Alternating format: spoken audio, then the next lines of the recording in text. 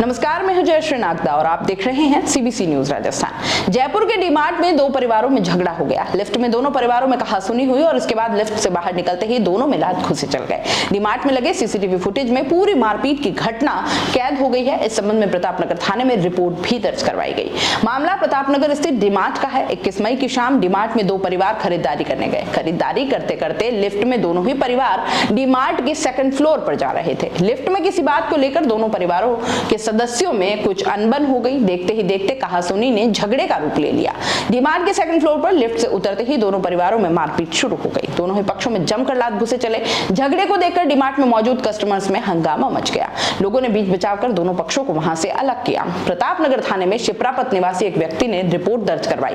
शिकायत में कहा कि वो अपनी पत्नी और सास ससुर के साथ डीमार्ट में शॉपिंग करने गए थे। लिफ्ट को एक महिला रोक कर खड़ी थी। लिफ्ट में जाने को कहा तो उसने मना कर दिया। आरोप है कि कहा कि पति के आने के बाद ही लिफ्ट चलेगी और अंदर नहीं जाने दिया। पति के आने के बाद जब लिफ्ट में गए तो उस महिला ने गाली गलौज करना शुरू कर दिया। उनकी पत्नी ने उन्हें मना किया तो उसकी पत्नी ने पत्नी के साथ धक्का मुक्की शुरू कर दी। सेकंड फ्लोर पर पहुंचते ही मारपीट करना शुरू कर दिया।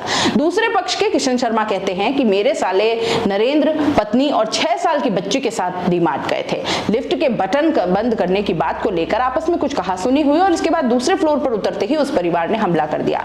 मारपीट करने पर परिवार को लोगों ने बताया। बच्ची को रोते देखकर डीमार्ट में मौजूद कस्टमर्स ने झगड़ा करने वाले दंपति पर हमला कर दिया और इसके बाद शिकायत करने थाने जाने पर उनकी रिपोर्ट दर्ज नहीं की, उल्टा थाने में बिठा लिया। दूसरे पक्ष के आने पर उनकी एफआईआर दर्ज कर अब कार्रवाई शुरू कर दी।